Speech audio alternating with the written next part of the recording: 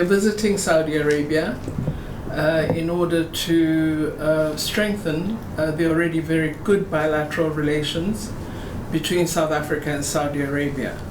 So I've had the pleasure of very good bilateral exchanges with my colleague, the Minister of Foreign Affairs of Saudi Arabia, and I've also had meetings with various personalities within the non-governmental sector, and will be meeting other individuals during the rest of my stay here.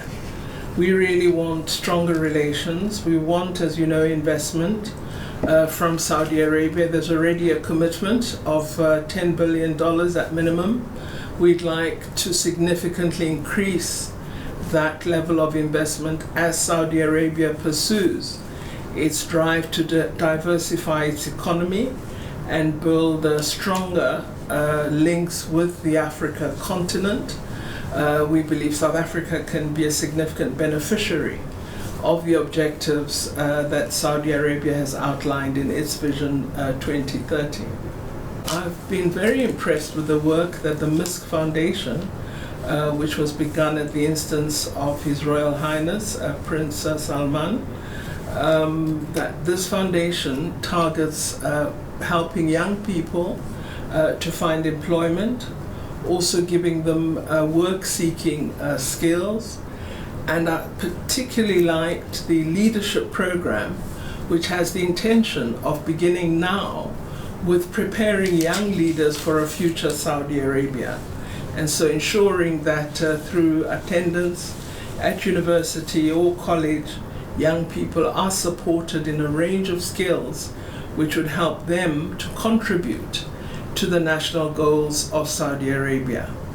Our discussions with the Minister of Foreign Affairs also included discussions on issues within the African continent, as well as Saudi Arabia's role within the Middle East, especially on matters that South Africa raised as important, the very dire humanitarian situation in Yemen and the situation of the people of Yemen who are being affected by a terrible conflict in that country.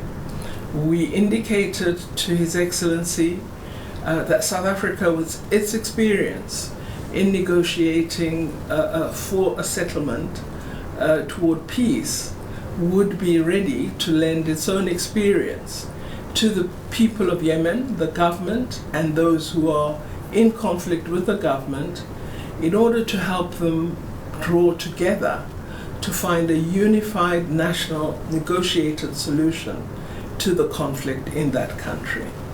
We discussed as well the welcome settlement and the end of restrictions with respect to the Gulf countries and Qatar.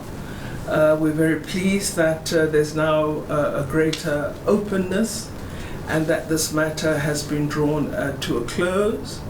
We highlighted our continuing concerns about the people of Palestine and the absence of justice, and the need for all of us to give greater effort to ensuring that there is a meaningful negotiation toward freedom for the people of Palestine, and in particular to ensuring that we have the two-state solution that the entire global community desires. Finally, we also indicated the interest of the African Union to pursue peace between Sahrawi and Morocco, and that South Africa is committed through the African Union to playing a role in ending that struggle which has been on for many, many decades.